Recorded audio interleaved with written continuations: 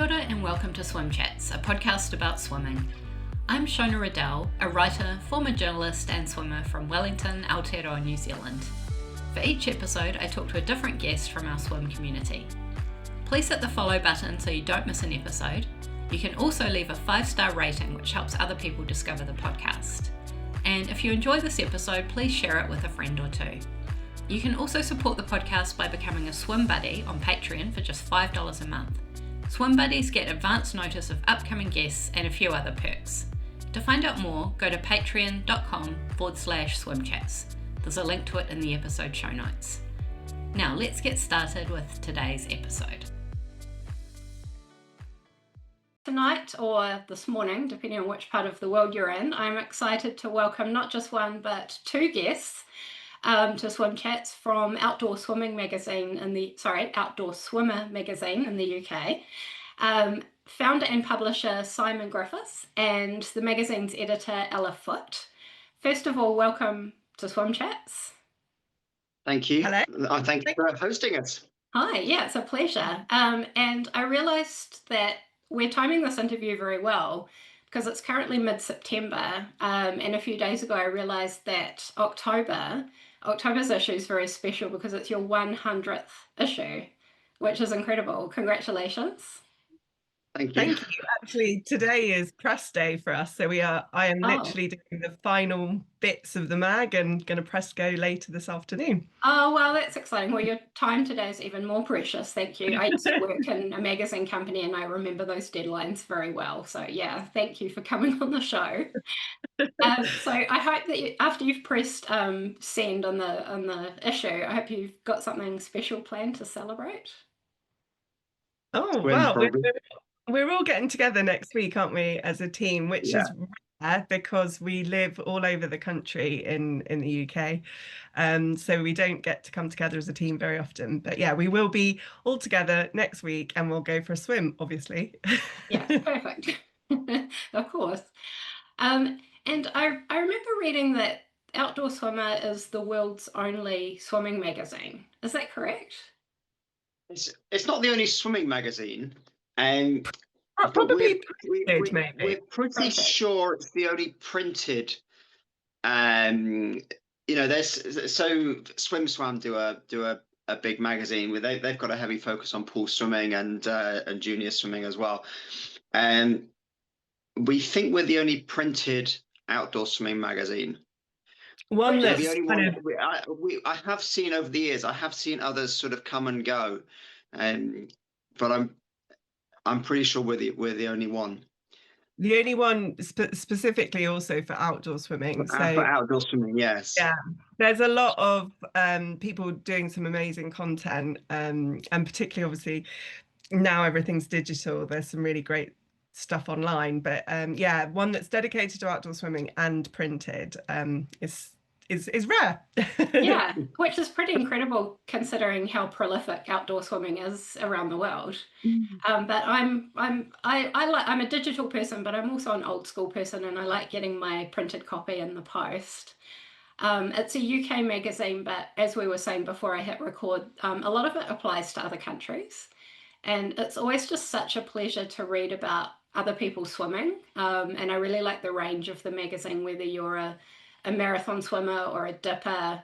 There's something sort of for everyone. Like there's safety tips in there, there's advice on gear, because of course outdoor swimmers always want to know what sort of gear to buy for swimming, but also for after swims, crucially, when you're potentially trying to warm up again afterwards. And I really like how you have a different theme each month. I promise I am going to actually ask you some questions. I'm just no, I love just tell us how, and we'll record this and put it on our marketing page. But like, to summarize, what I really love about it is it's a very sort of joyful magazine. Like it feels accessible for all levels, and it celebrates getting in the water, which is the main reason we all do it, right? No matter sort of different reasons, that's sort of the ultimate thing, is because it feels good and it's fun. So I was curious to know, Simon, because you founded the magazine in 2011, is that right? Yeah, 2011. Yeah. So has the focus of the magazine changed since then, or has the world of outdoor swimming changed much? Well, both. And So I think going back to your sort of your point about the range, and also the people around the, you know, swimmers around the world. So I always wanted something that celebrated swimming wherever it happened. I didn't want to be just a UK focused magazine. I wanted something international. And in the beginning, I was really wrestling with that idea: is how do I create a magazine that's relevant to people in the Southern Hemisphere as it is to people in the UK, or how's it going to be relevant to people in the US or in Europe? And it's obviously quite different because people speak different languages around the world. You've got different phases of the year going on around the world, and even the way people swim is different around the world, but it's still very uniting. And anywhere you seem to go. I mean, I don't know how much you've traveled, and I've traveled a bit with swimming. Ella's done it. It seems whenever you find a swimming community, they always welcome you, and you kind of join in like you're with old friends. And so I wanted the magazine to somehow capture that. Yeah. Yeah, And which it does really well. Yeah, I just became a swimmer about 4 years ago, so not that long ago. But like you say, swimming communities are so welcome, and pretty much wherever you travel, you'll meet some swimmers, and you might be able to go for a swim, and it really makes yeah, the world feel bigger. yeah, or more friendly. And I think it's really important to keep showing positivity. And I think Ella, as editor, does a really good job of that, and joyfulness, because so much media it can be negative. And so I really like being associated with something that lifts people up, that inspires them, that motivates them. And so that is important. But how's it changed? In 2011, I was still doing a lot of triathlon. I was writing for a triathlon magazine before I started Outdoor Swimmer. So I was very much focused on the competitive and challenge side of swimming. At the time, winter swimming wasn't really the big thing that it is now. It was, you know, there were people that were doing it. But you know, like the Serpentine and the ponds on Parliament Hill, they had a long tradition, a long history of winter swimming, but it wasn't the mass participation phenomenon that it is now. And that was actually something that really helped us, this massive growth in winter swimming, and swimming for health and well-being rather than just performance. And it enabled us to create a whole new type of content that we didn't have before. And it took the focus. I mean, we still do performance oriented content because people want to do challenges, they want to race, they want to know how to perform at their best. But that sort of expansion in the way people swam gave us a whole new range of topics that we could cover, which was obviously great. Yeah. Cool. And are there any particular issues you've put out that are your personal favorites or that you're most proud of? Or are they all special? They're all special. No, I mean, I remember my partner said to me after we did issue 1, she said, "Oh my God, what are you going to put in issue 2? There can't be that much to say about swimming." Little did she know. so I think that's one thing that I am really, you know, and Ella hasn't said much yet, and I'm sure you're going to get her talking in a minute, but you know, that we keep finding new stories to tell and new angles to explore in swimming, and new people that we haven't spoken to before. And I think that one of the things about swimming and having those personal stories is that they're almost infinite, really. The ways different people interact with swimming, the ways they find new things to do in swimming, or the different ways they feel about swimming. So having that sort of personal angle and those personal stories gives us an almost infinite range of things we can write about. You know, if we were only writing about performance, I think we'd be repeating ourselves every 3 or 4 months. Right. Yeah. So yeah, Ella, that's a good question for you then, as editor. And I'll first ask you, when did you come on board as editor of Outdoor Swimmer? Oh God, 22, I think. No, maybe yes, 2022, I think. Yeah. So but you've been working with us before then. Yeah, I've been working with the magazine as a contributor and contributing editor since 2017, so it's been 8 years. And yeah, before that was a subscriber and loved it just general as much. fan. Yeah, a general fan. In fact, funnily enough, in my 30th birthday year, I did a project to swim 30 memorable swims, and I just came up with them based on my own rules. That's And such a cool idea. I love that. Simon was one of my memorable swims because he was the editor of, the only swimming magazine. She actually dragged me to Parliament Hill Lido, and it was one of my first ever cold water swims. Yeah, And Ella had already, and Ella was already a cold water swimmer then, before me. And she dragged me to Parliament Hill Lido. And I don't even think it was that cold. I think it was probably like 9 degrees or something, but I thought it was really cold back then. Yeah, if you're not used to that, that's cold. It always makes me laugh that was memorable because I was swimming with the editor. I was so excited, and now I'm the editor. It's like a dream come true. Yeah, that's really cool. And so how do you find stories for the magazine, or do the stories tend to find you? Yeah, a bit of both. I mean, like Simon says, sometimes if I meet people as as you live life and they ask you what you do, and if you say you're an editor of an outdoor swimming magazine, they're like, oh, that's niche. How do you find the content?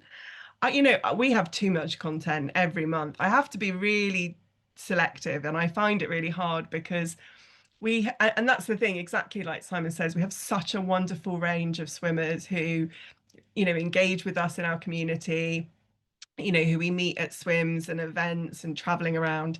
And it always feels like every story is wonderful. And it's funny because even I think this week someone sent me an email about a channel crossing. I think it was the Catalina channel. And I remember thinking, no, everyone does that now.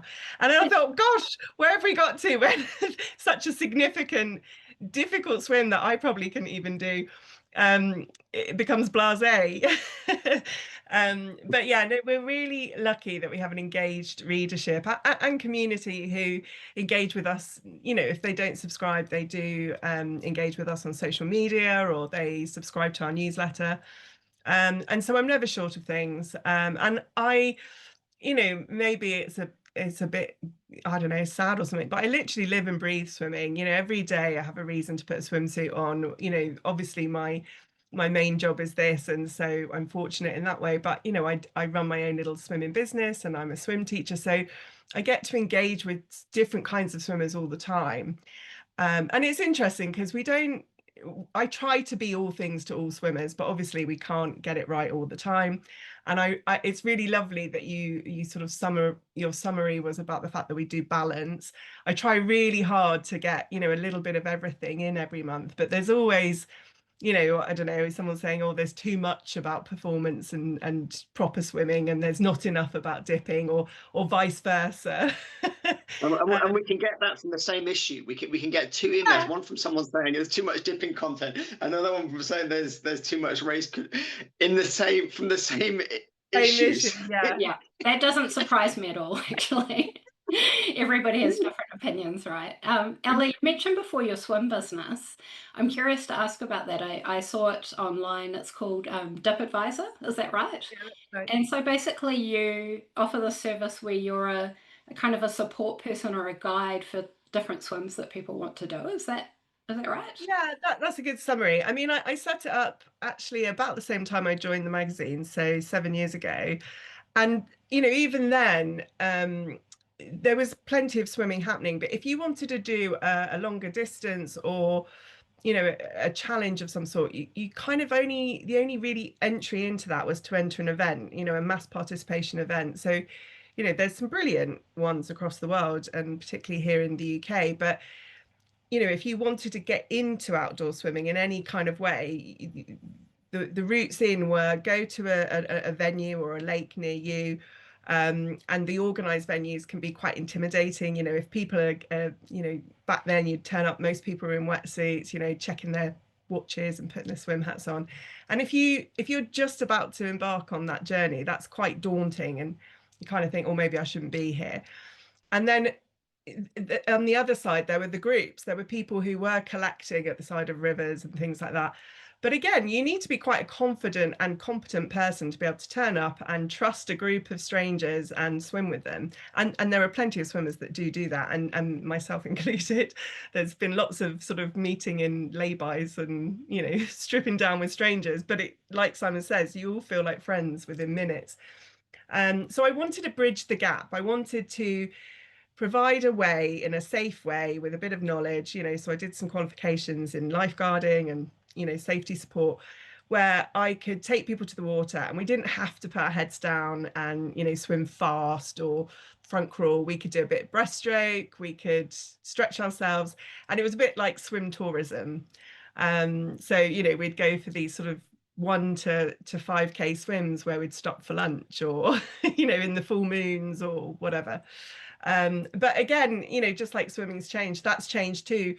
People now, there's lots of, and it's wonderful, there's lots of free community sort of groups that come together and do that themselves, you know. So again, it's changing. So I'm doing a lot more sort of travel and stuff now with Dip Advisor, so taking people a bit further away. Oh, that's exciting.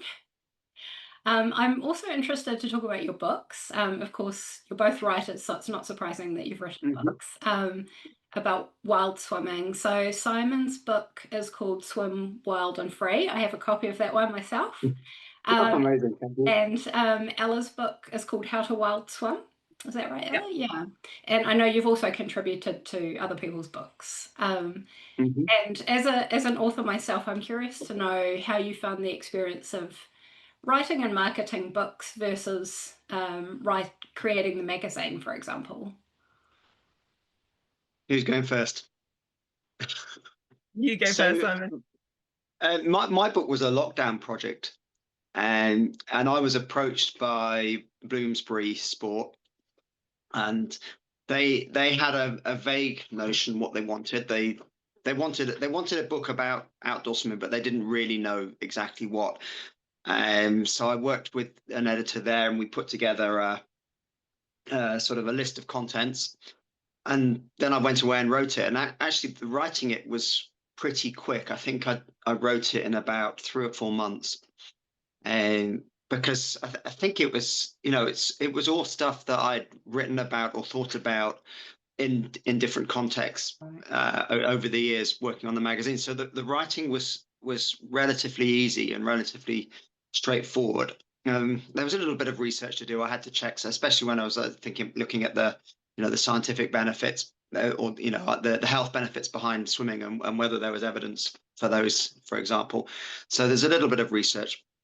It was all really interesting stuff that I enjoyed doing anyway. So it was really fun to write. But then there's quite a long process after that, and I don't know whether you experience the same thing, Ella, where it goes to the copy editor, then it goes to the designer, and then the, you know, the designer's coming back and saying, and this happens with a magazine as well. So you're not, you know, and says, okay, we need to add 500 words to this section and take 500 words off this section to make the layout work. And I was like, but why are we fitting the text to the layout? Why aren't we fitting the layout to the text? So, but there was a bit of that, a little bit of changing things around just to make it look good, and, you know, and then I'm really happy with the way it looks in the end. And so, you know, you've got that, you know, how can you say what you need to say in a different way to make it fit the design? There's always a little bit of that. So that was quite long. That bit of the process that I found much harder than actually writing it. But it was really interesting to work with a professional team of designers and editors in producing a book. So I enjoyed that. And then, then it goes out there. And as I really like it's just having something physical that you can say that I've done this. And for some reason, it seems to impress people more than having created a magazine business. I don't know why. But yeah, it seems to do that for some reason. Oh, what about you, Ella? How did you find the experience of writing a book? Yeah, it was very similar. I mean, I really enjoyed it as well. The challenges I had was my publisher wanted a global book, so something that could be picked up in Australia or America. So, you know, when I was talking about swimming with wildlife, for example. The wildlife in the UK is pretty tame compared to what you guys in Australia and New Zealand have to tackle. So I found myself putting things like, check the local wildlife situation. And I think the other thing was, it was a joy to be asked to write a book and a joy to do it. But in my mind, having, covered so many books in the magazine of people writing things, I was like, do we really need another book telling us how to do it? But the thing I loved most was they wanted to make it illustrated. So my book's all beautiful illustrations by a lovely artist from Venice in Italy. And so that kind of gave it a nice little hook. I think the hardest bit was also writing about how to do certain swim strokes. So the publisher wanted something about, how do you actually swim front crawl? How do you actually? And to write that is quite difficult. Trying to explain where the arm goes in and how you position your body and all that kind of thing in also a small word count was quite difficult. Yeah, it's a hard thing to summarize, gosh. So, but yeah, it was, and like Simon says, people are always really impressed. In fact, most of the time I forget about it, and then people will ask for a bio or something. I'm like, oh yes, and I've got a book. I know what you mean, yeah. And we can definitely link to your 2 books in the show notes. Yeah, so people can go and find out more. Also, talking of having careers in swimming and writing, I really enjoyed was it the August issue where you had an issue all about careers in swimming? Yeah, and you wrote about what it's like when you turn your passion into a career. And yeah, I thought, because on a much smaller scale, I'm sort of doing that with this podcast where I'm really passionate about swimming, and then it ends up taking up more of your life in a good way. But yeah, I was interested to know if there's any sort of work-life balance or any sort of separation, or whether your swimming is just sort of part of everything in your life, if that makes sense. I mean, for me, it really is. And sometimes, I don't know, I do worry, like occasionally someone says, what if you don't like swimming anymore? And I'm like, I can't ever see that as being a thing. When you love something or you enjoy doing it, that's the beauty of it, right? It's never a chore, or you never think, oh, I don't fancy it. I mean, there are times where I think, oh, I don't want to get up at this time to do a training swim, or in the depths of winter when I know it'll feel good to go for a swim, but the weather's beating down the door, you do think, what am I doing? But I know from doing it a million times, it will always feel better at the other side. So there is a blurring, like sometimes, particularly with this sort of way we now operate digitally, particularly with social media, where it feels like everything has to be content. There are times where I'll go for a swim just for a swim, and then I'll be like, oh, I wish I had my camera, or I want to document it, I want to share it, and then I just think, just be in the moment, just swim, just enjoy this, it doesn't all have to be witnessed. So that can be difficult. And I'm very lucky that my partner and my stepson have completely embraced my swimming nuttiness and will come with me and hold towels or plunge in. Both of them will swim in the depths of winter if there's the opportunity now, which I love. And it was funny the other day, my son said to his dad, like, what would happen if we didn't like swimming? Because our holidays, our weekends, there's always something involving a swimsuit. Yeah, there has to be a body of water close by. Yeah, that's and I swim a bit different because I also do, as well as outdoor swimming, I also race and train in the pool. I do master swimming as well, so that's not really part of the magazine, but it's part of my swimming. So it's kind of like I've taken all the outdoor swimming stuff and then I've added on to something else, but it's still to do with swimming, but in a different way. So I really like that sort of competitive side of swimming and pool racing. So if I'm not outdoor swimming, I'm probably indoor swimming.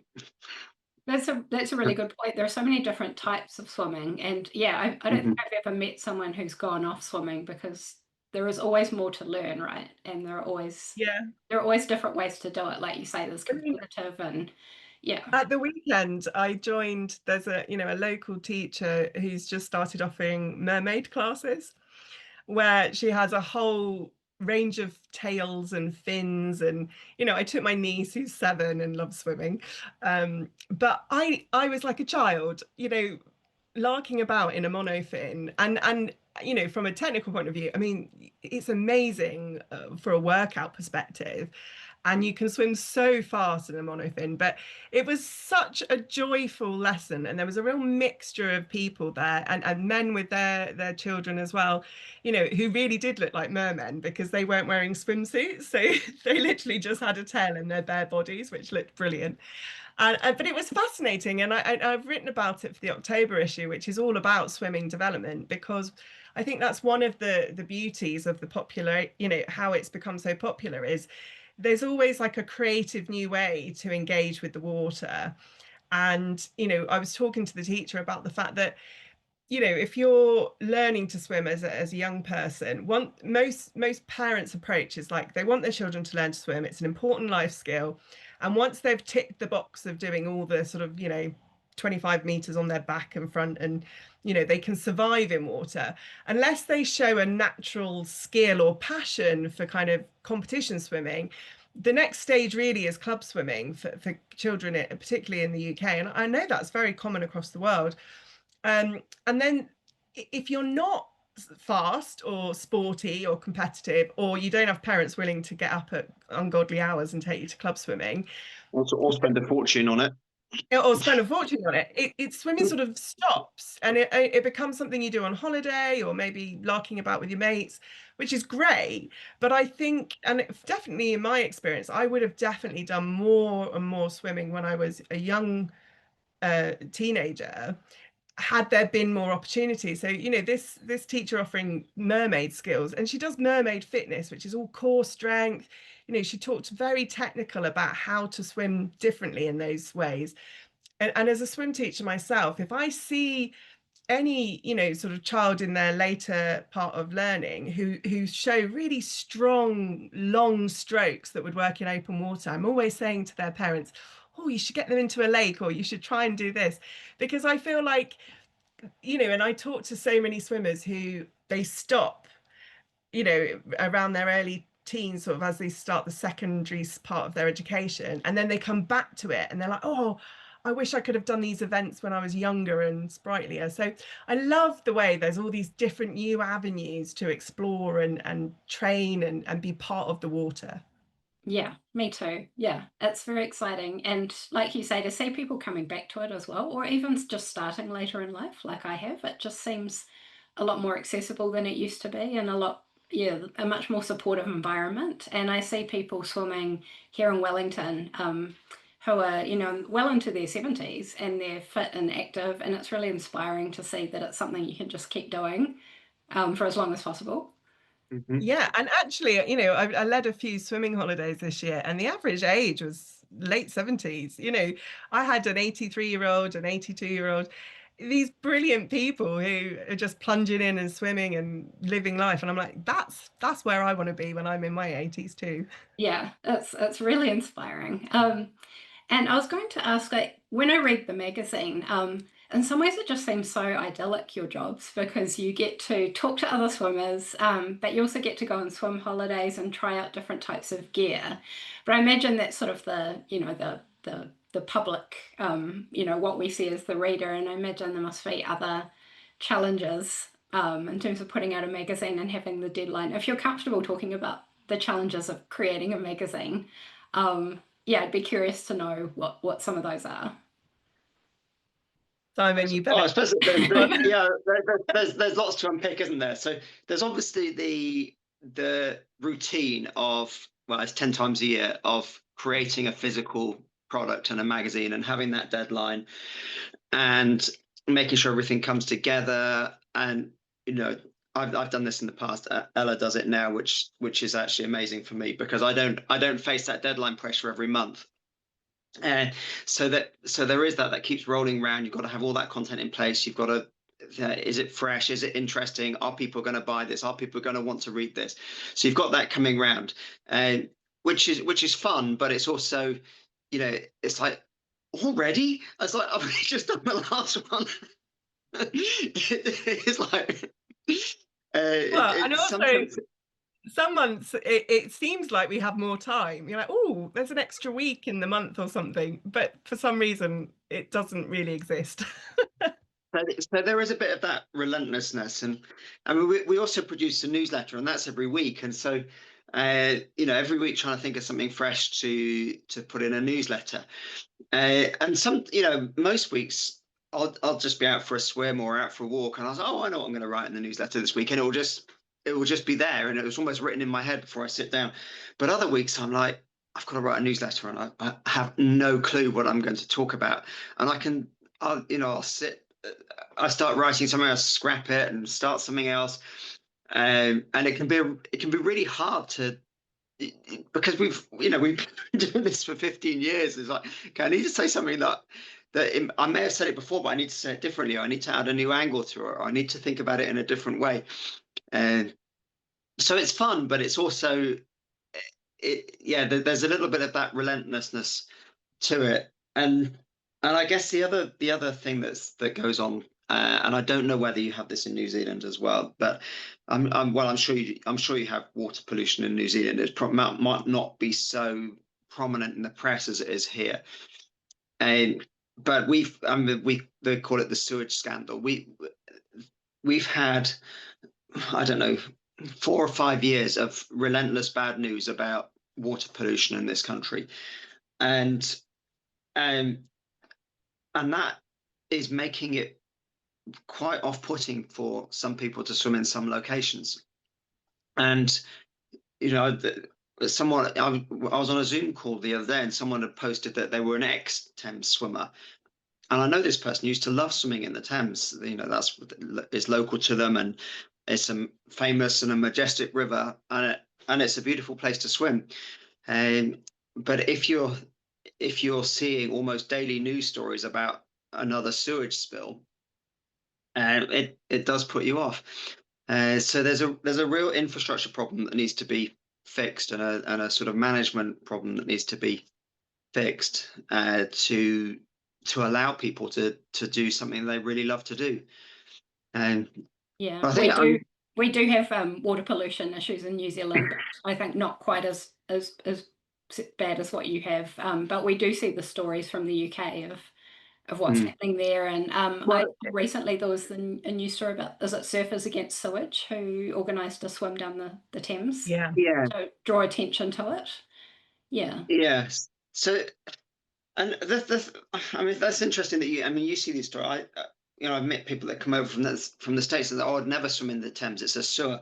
I mean, it's not that bad. I mean, I'm swimming in there. I'm swimming in there weekly. My partner's swimming in there every day, and mostly we don't have any problem at all. It's beautiful. It feels fresh, but it can be really bad. So that's the thing. It can go from clean and safe to swim in to really bad in a very short period of time. And the problem is we don't always know. We can track the sewage outfalls, but we don't know how much, and we don't know how long it's going to be there.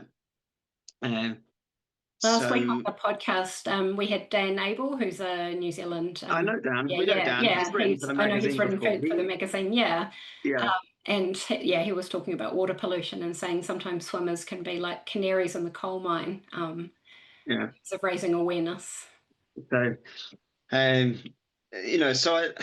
it's really hard to get the right balance, because obviously this is an important issue, and water quality needs to be improved. There's no doubt, and the water companies need to be held to account.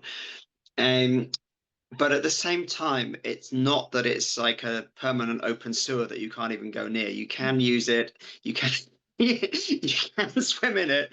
You can swim in it in a safe and healthy way. And it's trying to get that balance, find that. We want to encourage people to swim. We want to support them on their swimming journeys. We want to give them all the information they need so they can swim safely. And if they're coming back and saying, oh, but I've just seen that such and such a person got really ill when they went in the Thames, and I'm not going to do it, I can't risk it. And so the perception of risk is really difficult to manage and to handle. And I find that is that's probably one of the biggest challenges we've got around swimming in this country at the moment, isn't it? And people want to swim and they love swimming, but they have been discouraged by the coverage of water quality. Yeah, and I imagine that's one of the challenges, that you want to talk about it and need to talk about it, but also you don't want to put people off swimming. But you need to be realistic, so it must be finding that balance. Yeah. And I realized I haven't asked you both where in the UK you are. Where are your local swim spots? Well, I live right next to the Thames, so just I'm on the west side of London, so it's just before the Thames becomes tidal. So Teddington Lock is the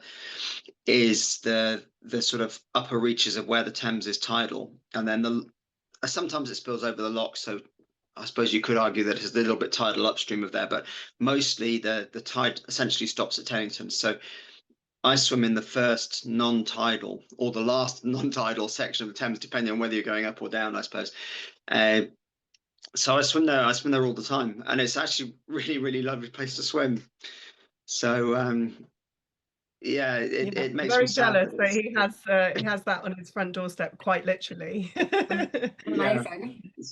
The people are so negative about it, when it's actually it can be so amazing to step out in the morning, and in the winter especially. I know the water's cold, but the sun rises above the river in the winter, usually at the time we're swimming. So in the winter it can be absolutely magical. You go out there and there's mist on the river because it's cooling down. The air's cold, but the water's still a little bit warm in the air, so the water's misty, and then the sun is just coming up through the mist. And it's just amazing that you can go and do that. That sounds magnificent. How are you swimming in there year round? How cold does it get? The coldest I've measured it is about just under 2, like 1.7, something like that. We've had ice at the edges before, but January, February, it probably it can be below 7 for quite a while in the winter.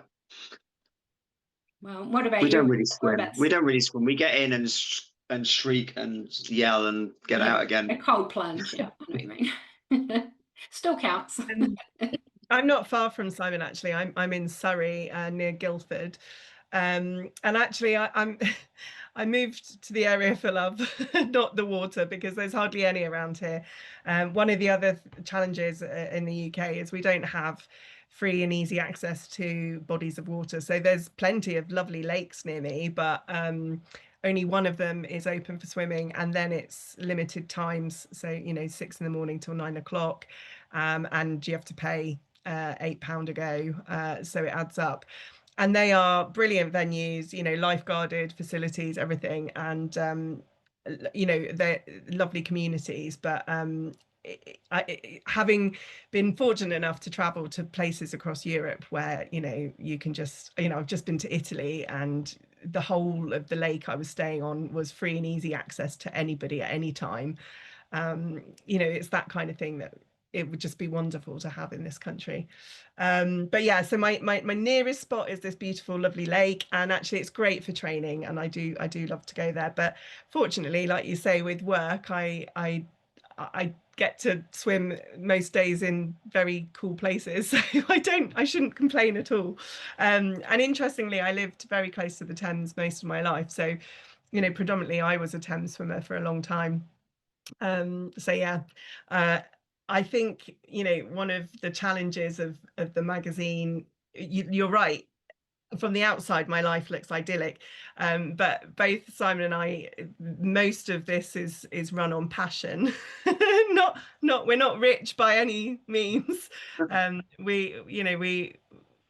It's a job that you do because you absolutely love it. We know neither of us are millionaires, and it's rich in many other ways, I think is the best way to describe it. So being able to swim in cool places and with other swimmers, We did this series in the magazine for a while called This Month I Swam With, and a group or a community could invite me to swim with them.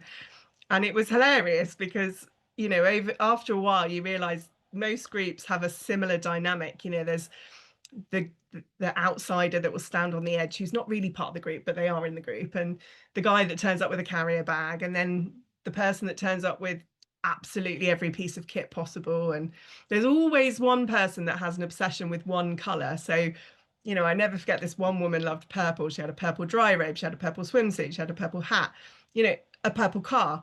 You know, and there's the woman that turns up with all the cakes. But I swam in some beautiful locations, but I never forget I swam with this group called the Grimsby Water Rats, and they swam in Grimsby Dock, and that really pushed my limits of what outdoor swimming could be. I remember when I was writing about it, I was like, the people are lovely. Swimming was tricky. I love what you say about all the different characters and people who come into swimming, because you know them all, don't you? Yeah, that's right. That's the great thing about swimming. It brings together people from all different walks of life, people who might not meet otherwise, right? Yeah.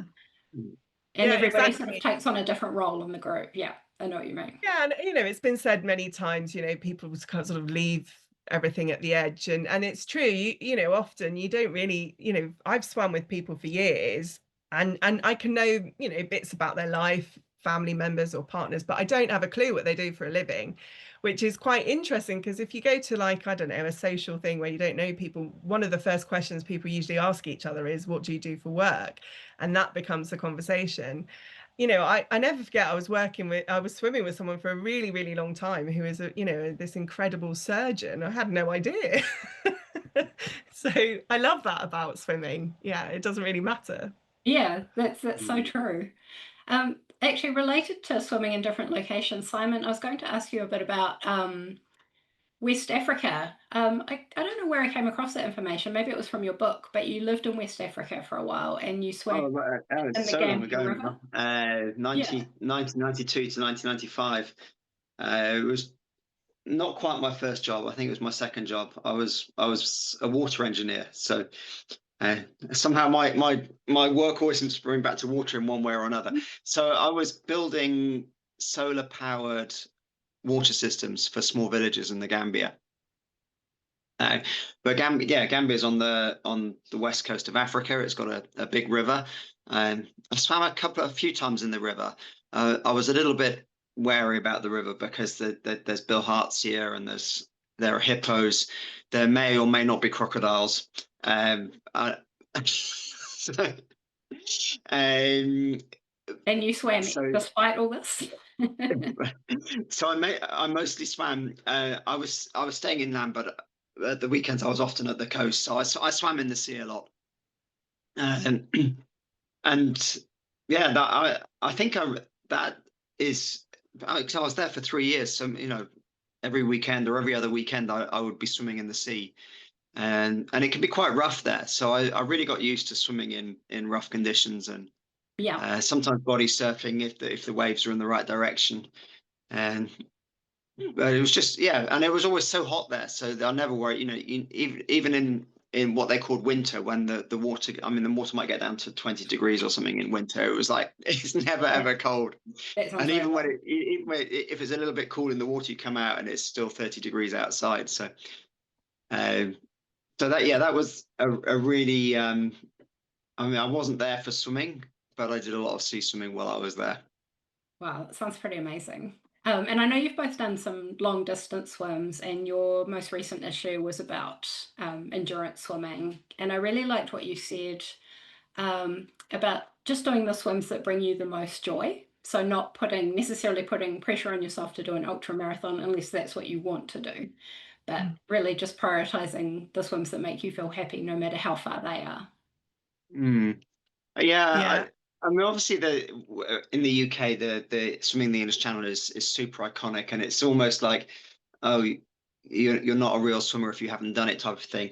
And I've never felt the inclination to swim it. One, it costs a lot of money, so that's that's already a barrier. And I'm thinking, would I really want to spend £5,000 on something like that? That's a family holiday. There's all sorts of other things that you could spend that amount of money on.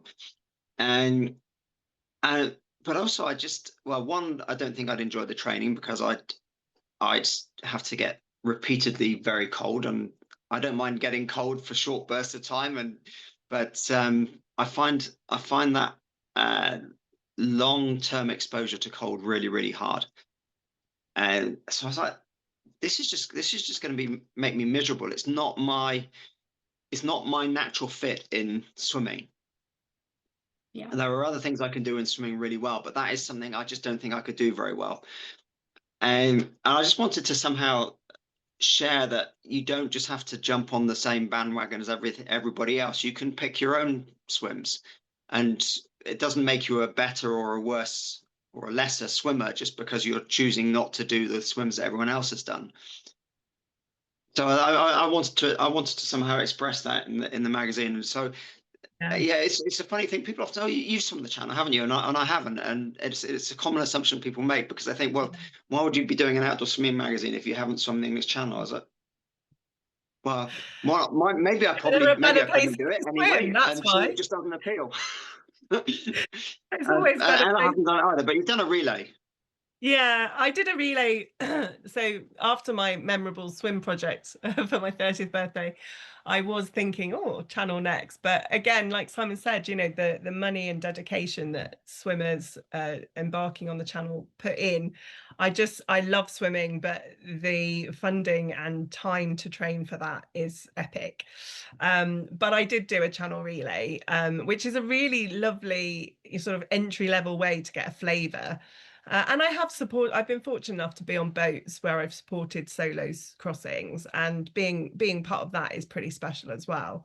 But yeah, no, long distance swimming is an interesting thing. I think most swimmers, even if they're just a dipper, might be somewhere where they think, they can see an island or, a distant, a lake, and think, oh, could I swim there? Could I swim across it? Could I get there?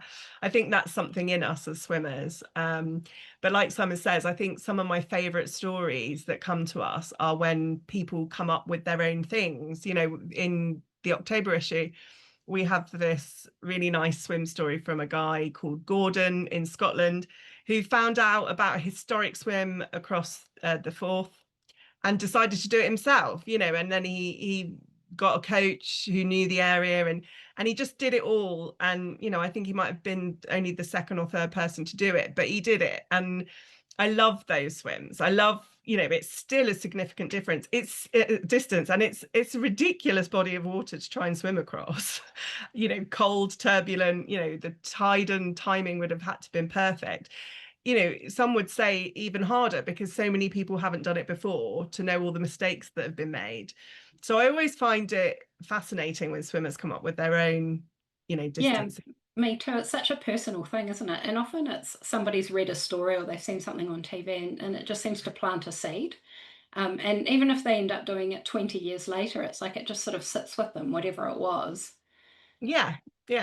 And I think, like Simon says, if you focus on the joy should be the first thing. You shouldn't, life is enduring enough. We shouldn't have to, some people, when I meet them in winter particularly, oh, I really hate winter swimming. You think, why are you doing it? There's brilliant leisure centres and pools. You can carry on swimming. If you hate it, don't do it. There's so much in life we have to do. Yeah. And it should all be, for the first point should be, is this bringing me a bit of joy? And it is rare that people are doing it because they have to. But I think we can get, as humans, sort of into this, like someone says, oh, but that swimmer's done it, and to be a proper swimmer, I need to do this and I need to do that. And, we can get into that mindset, can't we? Definitely. I often hear my swim coach's voice in my head saying, Shona, this is supposed to be fun. It's just a good reminder. It's like, yeah, I'm doing this because it's fun. Don't have to. There are people that absolutely love the long distance swimming. I've got friends who, several friends that have swum the channel, and they said it's that, it's been the best day out of their lives type of thing. They've just loved it. And so, you know, if that appeals to you, then, you know, go ahead and do it. But Yeah. if it doesn't, I don't think you should feel compelled because it's the sort of, you know, because it's the Everest of swimming or whatever. Yeah. We have quite a few ultramarathon swimmers here in Wellington because this is the home of Phil Rush, who did the English Channel triple crossing. The triple, he was the first one. Was the fastest to do the triple? I don't know if he was the first. Yeah, no, not the first, but yeah, the fastest. Yeah, so that's inspired a lot of people. But I was going to ask you both, do you have a bucket list of swims that you'd like to tick off around the world, or is it more something that you just come across different swims and you do them as they come?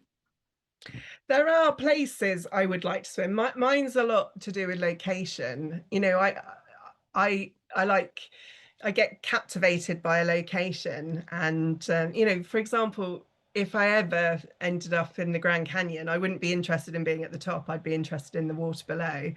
And I never forget learning that Captain Webb, who was the first to swim the English Channel, he actually died trying to swim across the river at Niagara Falls, because back in those days, swimming was a real performance. It was, you know, you did these ridiculous feats for the money and for the sponsorship and the gravitas.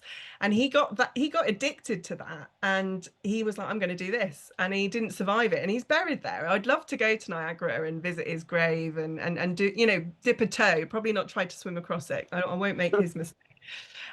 So I get really excited about the stories and the locations. So I've got a few places. I mean, I'd love to come to New Zealand. I mean, you guys have the best playground for swimming. I like locations where you can have a bit of everything, you know, a river, waterfall plunge, a sea swim. You know, you guys have got it all there. That would be a bucket list tick off to swim in New Zealand for me. Well, you both have a standing invitation to come to Wellington. Oh, thank you. For sure. I like the spontaneity or the randomness of it when, and I think this is obviously one of the perks of working and of running the magazine and or editing the magazine is we get invites to do swims, and sometimes they're in places that you have never been on your radar as places to visit, and you go there and they're amazing. And so I really like the idea of using swimming as a vehicle to discover new places. And so there's a bit of sort of randomness and serendipity about where you might end up. And I really like that in swimming, that you can just be, you know, someone said, do you want to come? And I don't know. I was in Turkey earlier this year, and I really enjoyed swimming there with a local swim coach. And he took us to places I would never have discovered on my own, and it was just super, really nice. Often those are the best ones. No famous swims, nothing long distance, but just somewhere completely different that I wouldn't have gone to before. And you don't necessarily have any expectations around it, which makes it even better. Yeah. So in the magazine, you review a lot of swim gear. You know, you give advice on swim gear to buy and try. And so I wanted to ask you both, what's the one piece of swim gear you couldn't do without, either in the water or after a swim? I'm quite attached to my prescription goggles because it means I can see when I'm in the water. Understandable, yeah. Yeah, that's a good one. I mean, I don't know. I mean, the brand I use mostly are Swans. I find them really nice, very simple. They're not too expensive. Comfortable, and I wear them in the pool and I wear them outdoors. So they're not the only ones I use, but I find prescription goggles a game changer for my swimming. I know you're not supposed to do it, but people do. They wear contact lenses under other goggles. I do that sometimes if like on a swim run when glasses are really a problem. But prescription goggles are a lifesaver. Yeah. It's funny because in my book I write that you don't really need anything. You know, there's this thing, isn't there, where, and there are the purists who are like, oh, all this stuff you don't need. And it's true, we don't really need any of it. You know, ultimately, I even wrote in my book, find the best remote spot and you don't even need a swimsuit. So I mean, I do have a love of swimsuits. I have plenty of them. So I suppose I would choose a swimsuit. I wear a brand that's since gone out of business, but they created this beautiful suit called the Happy Suit, which is bright, reddy, pink and purple. I mean, it's ridiculous. It reminds me of this poem, when I grow old, I'll wear red and purple. And it's called the Happy Suit because when they developed it, it was they were giving money to a charity that supported body positivity in young girls. But whenever I wear it, I mean, once someone said to me, it's like Wonder Woman, and that was it. It's like my Wonder Woman suit. But I always feel it's really comfortable to swim in. I've done some proper serious distance in it, and it's never chafed, it's never bothered me. But two, it's just the most comfortable, bright, suit. And a colleague of mine, we did a swim together this year, and she wore one as well, purely accidental. And people just wanted to take our photos because we're in these swimsuits. But that's awesome. I'll have to. The thing I never really go to the water without, to be completely honest, swimsuit, goggles, they can all be left on the side. I always have my GoPro. I love documenting the water, even if it's just for my own documentation. Water and nature and wildlife and the seasons is just so beautiful and so creatively stimulating for me, and that's kind of how I ended up working for the mag, because I was documenting my swims and swimming with a camera. Well, actually at the time it was balancing my phone at the edge of water. It's amazing I never lost one. And writing about it, and that's what inspired the previous editor Johnny to ask me to do contributions. So I love sharing in that way. That's so cool. And with your GoPro, is there somewhere you share your footage where people can have a look? So mainly on Instagram, Ella Chloe Swims is my handle, and there's all sorts on there, training for things, but then larking about mostly. Cool. I will link to that in the show notes as well. So how do you carry the GoPro in the water? Do you hold it or do you attach it? No, it's very undignified. I shove it down my swimsuit. So it has a wrist strap and everything, but I literally will shove it down the center of my suit, and it's very undignified. My mother would not be happy to see me fumbling around in my... I've done the same with my GoPro. I totally understand. It's the best way, and I can still do a decent swim with it shoved down there. So yeah, we have to be practical in the water. Totally get it. Well, we've been talking for almost an hour. This has been such a pleasure.